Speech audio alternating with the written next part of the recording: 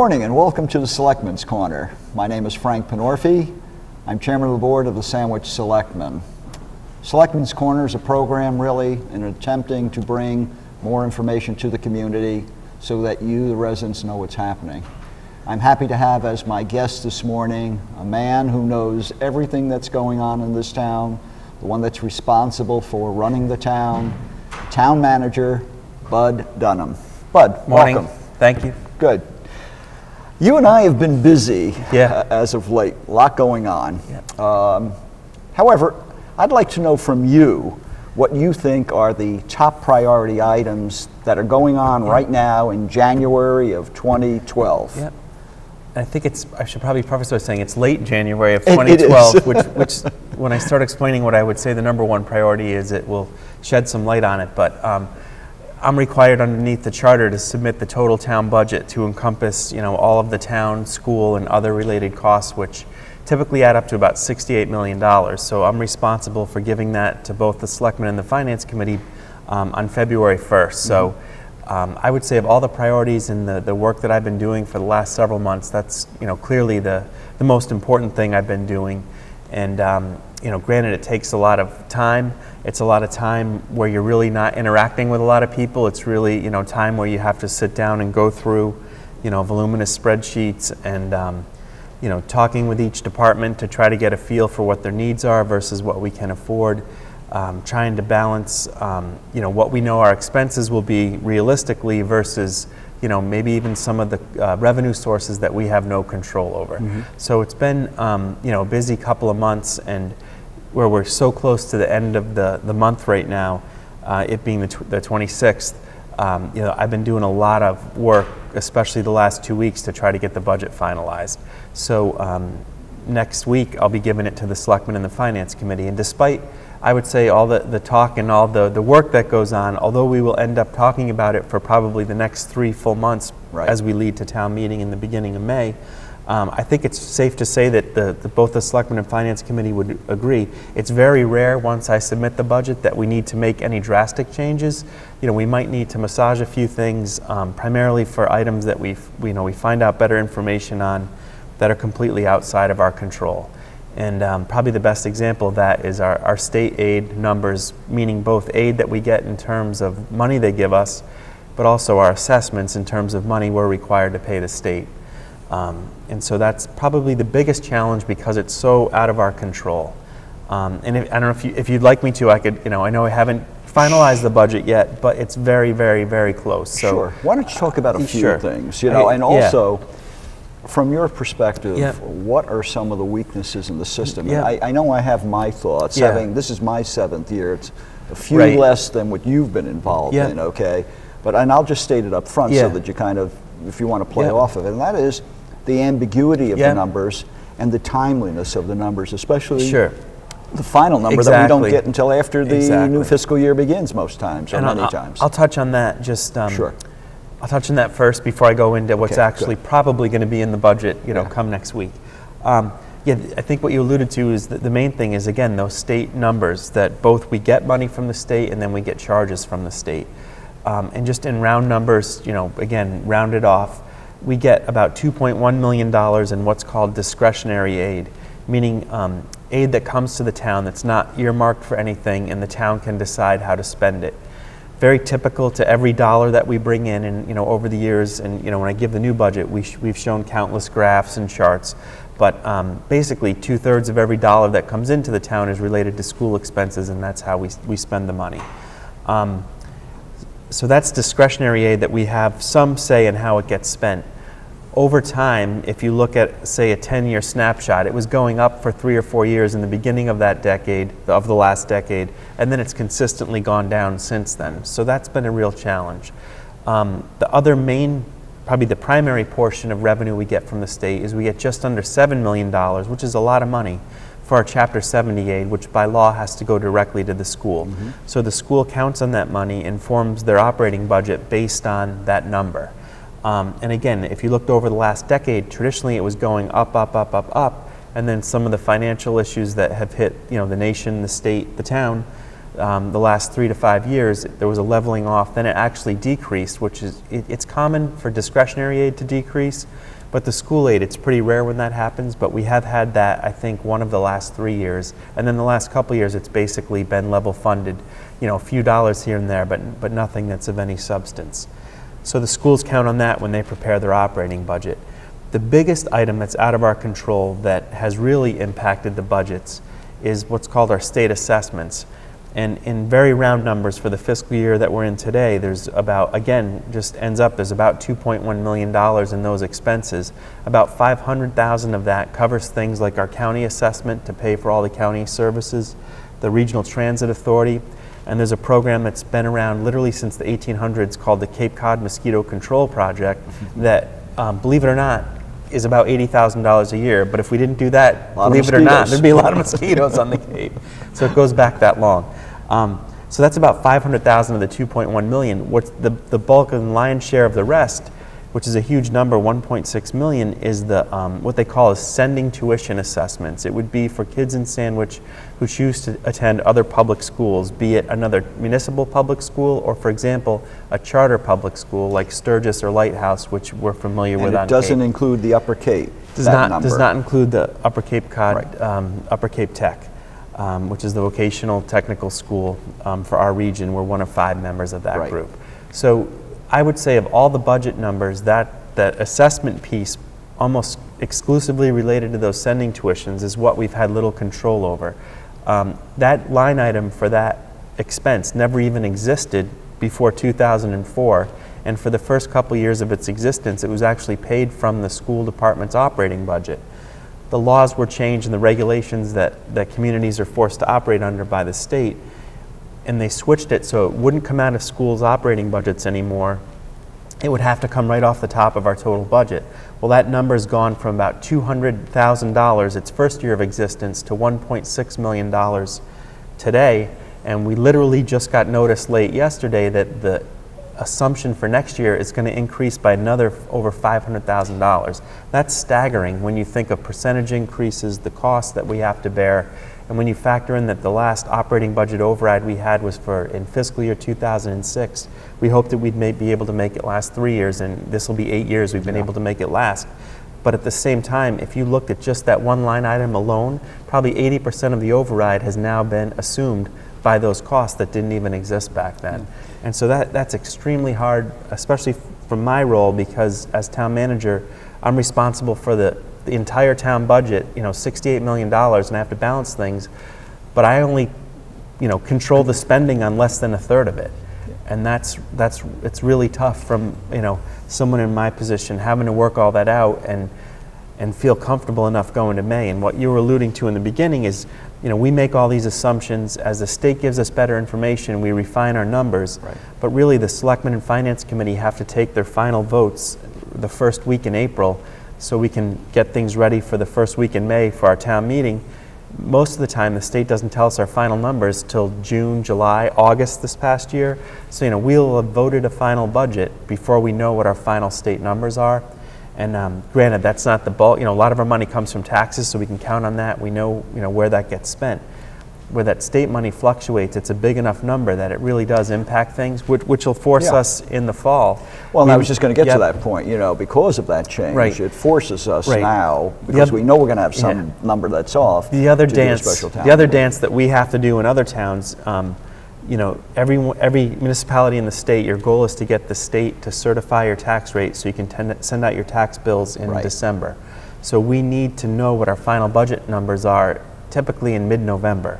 So what you often see, I guess, if I had my sheet in front of me, it'd probably be 6 of the last 8 years we've had to have a special town meeting, usually in the October time frame, maybe early November, like we did this past year, to refine those budget numbers that we vote in May because of the changes that happen after we have them.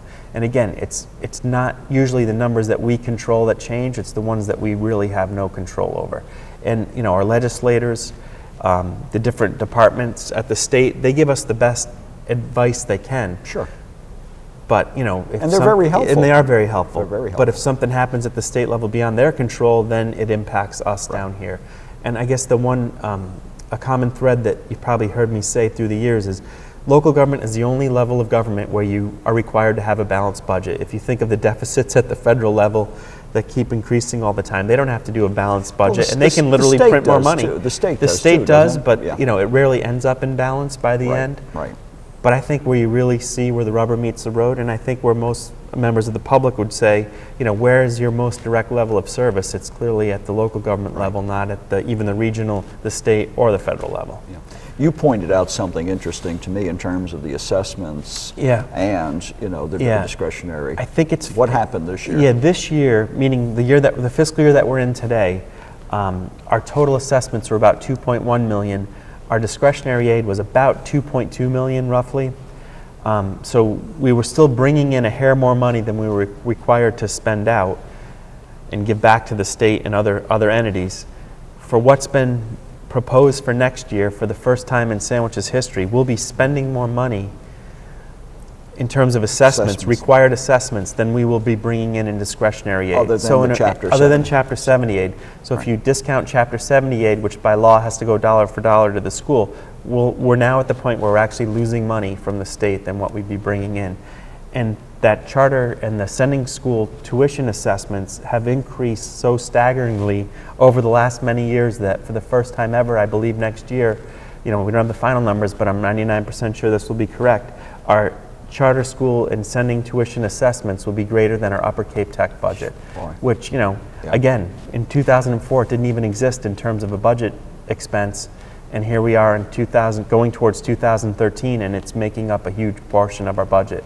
And that's completely beyond our control. Yeah. And, it's just sort of the work that we have to do to try to manage things as best we can. And, not to sound too doom and gloom, because if there was anything I'd want to leave the public and my bosses with, and everyone else with the impression are, we will be more realistically budgeting our general government operating budget in 2013 than we did in 2012 that we're in right now.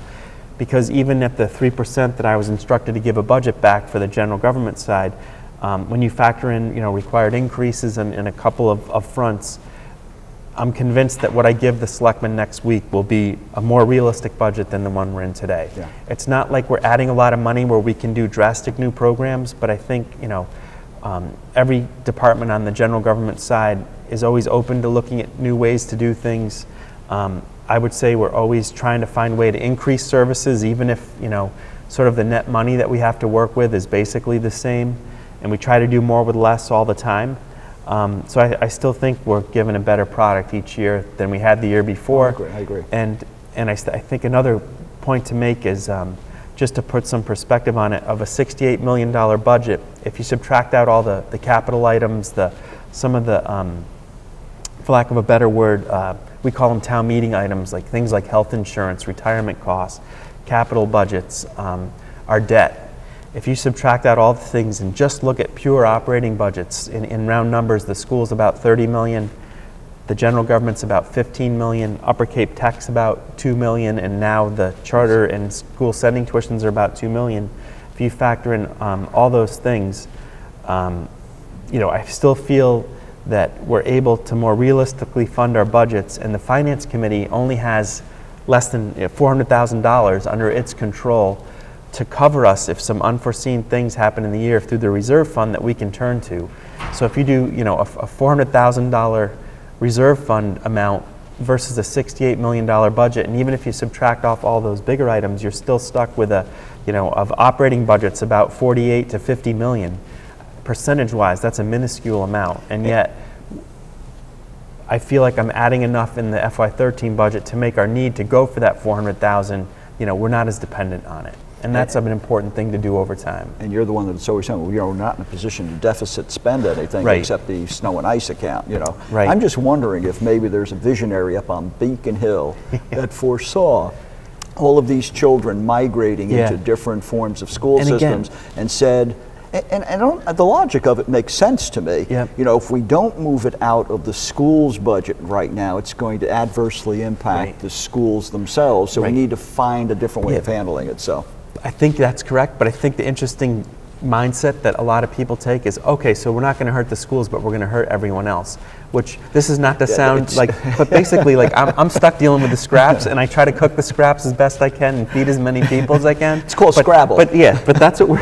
Or Scrappo. So that, yes. Yeah, it's good at Scrabble. Spam. So that's what we're trying to, that's basically what we try to do. And we're grateful for the scraps we get, but once it gels, you can slice it nicely. Exactly. And I would say, too, that... I think they used to call that something on a shingle. But yeah, it's true. But what we try to do is, now you made me lose my train of thought. That's all right. I think that's a fair point, and I think it's just because there've been, if you look on Cape over the last 5+ years, maybe even a few more than that, but there's more secondary educational opportunities that are realistic than ever existed. Yeah. You know, you have, St. Francis Xavier has become, in existence and then got more popular. John Paul II has come into existence and is now more popular. The charter schools have come into existence, now they're more popular. All those things happened around the same time. And I don't think it's like discrediting at all what the school department has done. I think the school offers an outstanding product. There are more choices for their student, now. But there's more choices. And so where I think the state, this is just like, the world according to me, where I think the state erred in doing what they did with charter schools and separating those assessments from the operating budget, it now makes the local school districts sort of throw up their hands and say, hey, that's not our problem. It's now the town's problem. You figured out, even though it's a public school expense. And the way the state set it up initially is they had a goal, which I've been working with the state for almost 2.5 decades now. They set goals, and then when they find out it doesn't work, then we feel the pain. So they had a goal, and these are really rough numbers, to pay 100% of a freshman's cost at charter schools. Towns would get reimbursed that. Sophomore year, they'd cut that, and towns would get a little bit back. Junior year, they'd cut it even further, and by the senior year, we'd be getting nothing. Right. I predict, because so many kids across the state are going to charter schools now, the state's going to put them out of existence, even though they started them, because they won't be able to reimburse the towns like they said. So the state will keep touting, oh, we have these charter school options, go pay, and towns keep paying, but you're not going to get the reimbursements from the state. I'm not sure. I don't think they'll ever kind of retreat on that. I don't think they'll retreat on the charter schools. Right. I think they're going to retreat on their reimbursements. Yeah, and you know what they're going to say? Local communities, you take care of it. I mean, isn't that typically what happens? Right. So it's especially more or less with a lot of unfounded mandates. Right, and I think you've seen this. If not to get too preachy, but if you look at the federal government, you've seen that over time. They've cut highway funds, but they want you to do more with highways. Right. The state then cuts what they give us. It's just like a trickle-down effect, and we're at the bottom. And I think, in a weird way, it's good because we control our own destiny as best we can with the money that we're given, but we don't always control what comes in for us to work with. Right. And obviously with the economy the way it is, we try to be prudent and get by with what we have and not ask people for things like an override unless it's really needed. But I would say the one big exception that I think Selectmen and I have been talking about with each other for a decade is, as our debt has gone down, we have some capital needs that we need to sort of fill in that gap. And since 2007, just 5 fiscal years ago, we've lost over $2.5 million in debt payments. If you do the reverse math, it means we could be building, a $50 million project for that money, but we haven't filled in that gap. But we're working on some of those. So we can point to different parts of the budget and say my hot button, 2 things specifically. The percentage of Chapter 70 towards foundations has always been, it hasn't moved in the 12 years that I've been in town. It's still around 20% when the average in the state's 44%. That bothers me. And the cutback on the pilot money to us, although I noticed the latest cherry sheet says we're going to get an increase of $174. Yeah, that'll go a long way. It's going to go a long way. But had we had today and had since it was cut back from that point in 2003, I think it was, the difference there is about $4 to $5 million more that we would have had to work with. But I don't want to spend, because we have a lot of things to talk about in a very short period of time. The final thing is, we had, remind me again, our last override was fiscal year 2006. So, which we promised, what, 3 years? We promised we'd make it last 3 years. The total amount, once you factored in the override and the corresponding underride amount, the net amount was about $2.4 million. Right. And just to back up what you just stated, on that day, if you took a snapshot of the state aid we were getting and the state required costs that we were required to give, just those two accounts alone, regardless of our tax revenues, have changed by more than $2.5 million to the negative each year. Jeez, unbelievable. And that, to me, it's staggering. And I know I should be able to answer this question better than anyone, and I really can't. Like, how have we been able to get by? And I know we've been prudent, we've been careful. We're always smart in terms of slightly underestimating our revenues and slightly overestimating our expenses, like municipalities are supposed to do. But I'm surprised we've been able to make it last this long, and I hope we'd be able to make it last a couple years more. We've done without a lot, you know, and we still continue to offer, I think, excellent services on the most part. So, okay, what's your next thing? I would say, you know, and again, it's more just what's freshest in my mind at the time, because I think that probably the best thing about my job, but the most difficult thing is, like, A, you never know what the next call will bring, and B, it's so complex and diverse. You know, I'm usually juggling dozens or hundreds of balls, not just one or two, but if I had to pick some of the bigger ones right now, in addition to the budget, it would be, I would say, our efforts on the joint public safety building. I mean, that's something Quickly go over that so the public understands. Yeah, I would say it's something that the public has talked about for years. We know we need to upgrade our current facilities on Route 6A. And here's another fun fact that I like to give. There hasn't been a single tax dollar issued for debt for a non-school building since 1972. Wow.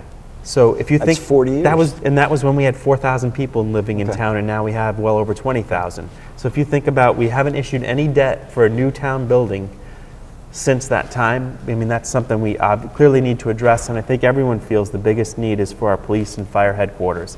So to make a long story short, last May at town meeting, the public was kind enough to give us $125,000 to do a schematic design and do some other analysis, things like run times, proper locations, how many substations for the future, where, things like that. So we've been working very diligently, I would say, for about 6 months with our architect, Kessel Boos. It's been myself and Doug Lapp, the assistant town manager, Chief Wack and Chief Russell, Paul Spiro, our building inspector, and then we've had others, technical people working with us. So we're about, I would say, a month away from giving the selectmen our first really good draft full report.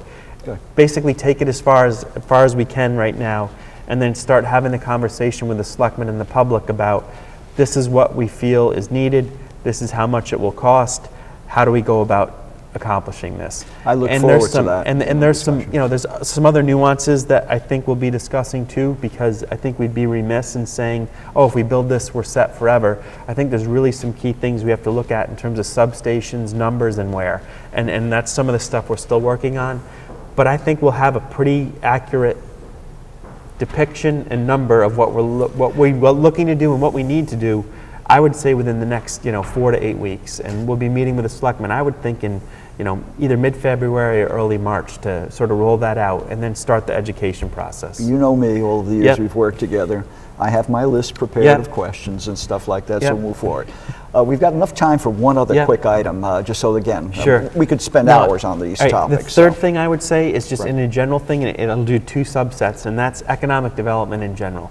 I'd say the first subset is the efforts that we've had working with the SEIC, the Sandwich Economic Initiative Corporation, and sometimes I think we all get frustrated that things aren't happening fast enough, but then when you look at the actual dates, you're like, oh my God, they have only been in formal existence for barely more than a year.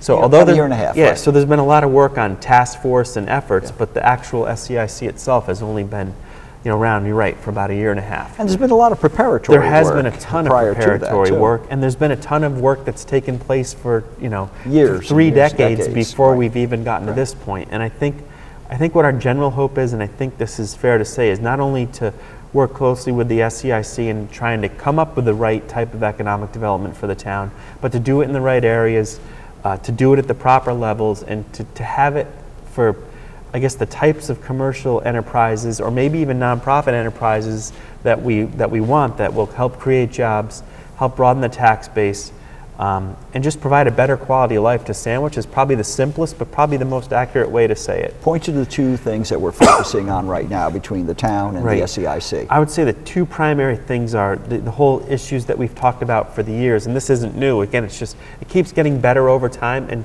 the way I look at it is we're laying the groundwork for the right stuff to be built down the road. When that happens, none of us have a crystal ball, but if we do the right work early on, it'll make it that much better. But the one is the South Sandwich Village Center, the so-called Golden Triangle. You know, there's some land the town has, there's a lot more private land, there's some state land, so there's a lot of efforts that we do together there. That's one of the areas we're working on. And the other, I would say, relates to the industrial park. One of the components, just one of them, is the we're trying to look at an internal road network that would go from Route 130, sort of where Kaya's Way comes out as a dirt road, and then where it connects to Jan Sebastian. And then, if I just say one thing, that was part A, and part B all relates to the power plant. You know, the canal generating facility station. It's had, I think, 5 different owners since I've been here, but currently the owner is Genon. It's very much out of the public eye, but I spend a lot of time trying to work with them. You know, they're our largest taxpayer. We're trying to find a way to make them viable. We're trying to find ways that if they can try to repower their plant to help enhance the tax base, not lose tax revenue. Because I think one of the concerns is if that eventually, you know, cuts down on its usage or, you know, even is mothballed for a while, I don't think it'll ever go away, but if it's mothballed for a while, that may shift the tax burden in town. And it's something we have, again, we have very little control over, but I think you and I and the rest of the selectmen and the rest of the town staff, we couldn't look at ourselves in the mirror and say, did you do everything you could to help them survive? And I can unequivocally state, if people only knew what we do to try to help them get by, we certainly have done that and will continue to do it, and I just hope it bears some fruit. It's a very complicated issue. It's funny that you bring that up, and I know it because you and I talk a lot about the Genon project or the power plant more generically. In 2002, when I first ran for selectmen, it was my top issue. What if that power plant, you know, were to go, and how are we going to make up that differential, you know, in terms of revenue? And if you think back then, they had plans to repower, to build two new units, and then deregulation happened. That sort of went by the wayside. They've sort of eked by, and now we're trying to make them to be more viable down the road and work with them. They went into receivership. Remember the tax payment that they failed to you know, make? But these are the type of things, like when they come up, I literally have no knowledge of, but you know, we all sort of have to force ourselves to become mini experts on a bunch of different topics, which is part of what makes the job fun and interesting. Great. So. It's a great topic, great discussion. Time went by quickly. We obviously I will force you to come back at some point in the future. We'll talk about more things.